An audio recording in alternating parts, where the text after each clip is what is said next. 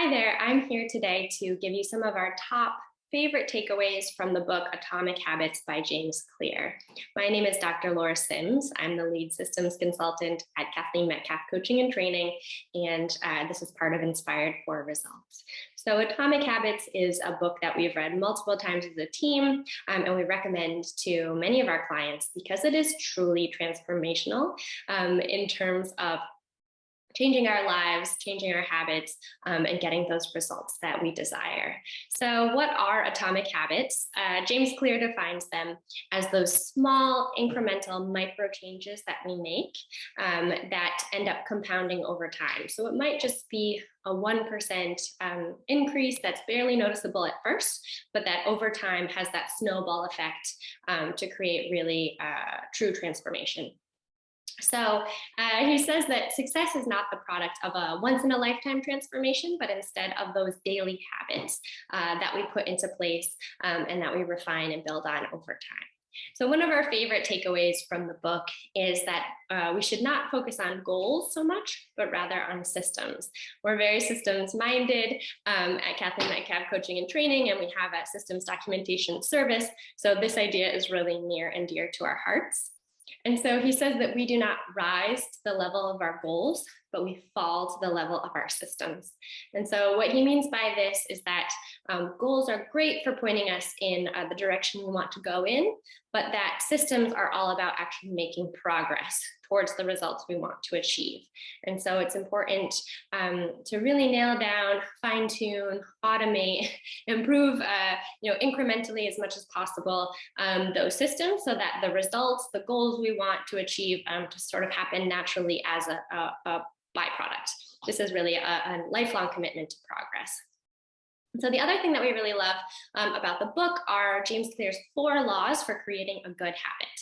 So the first law is the cue, and he says to make it obvious. So this means to set up your environment for success. So it can be very simple, as in if you wanted to create a daily exercise habit, for example, it's about putting your sneakers out, taking them out of the closet, having that visual cue, that reminder when you see your sneakers that this is something that you're trying to create. And we're all really products of our environment. So why not set them up, design them intentionally for success to create that habit that we really want.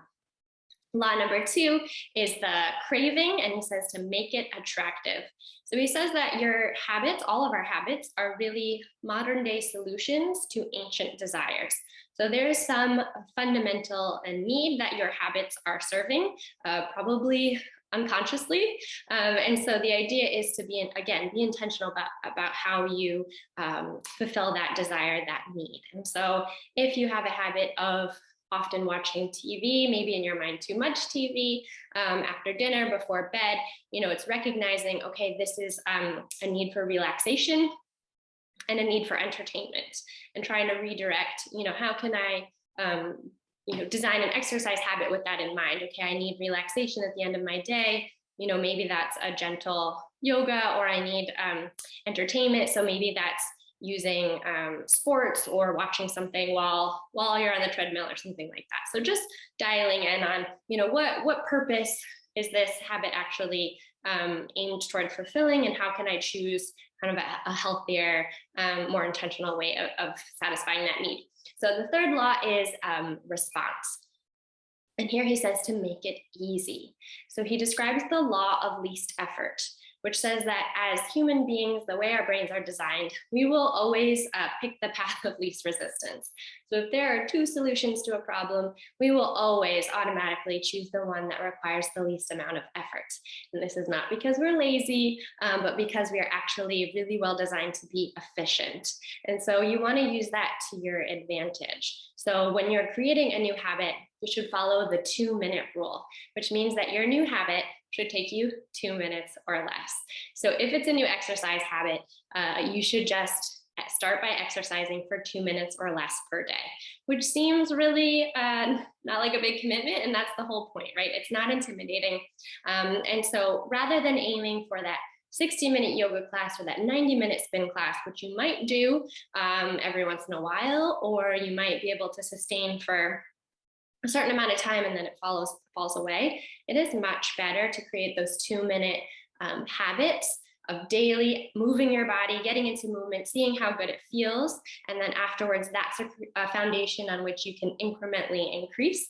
So make those small, tiny changes until you're at the level, of exercise that you desire. You start seeing those results, and that's kind of your reward. So that leads us to law number 4, which is reward. And he says, make it satisfying, right? So our brains are wired to seek pleasure, satisfaction, and oftentimes, unfortunately, our bad habits have that immediate, dopamine release, and so that's why we put them into place, whereas our good habits tend to have a long-term, later on effect that we're not really wired to respond to as well. So in this case, he recommends using something like a habit tracker, which I would love to show you guys what that looks like. Let's see.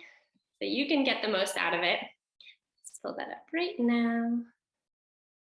Okay, so this is his habit tracker that he has put together. And so you'll see you can write in the habit, choose the month, and then for each day you make a little X on the box if you've completed it.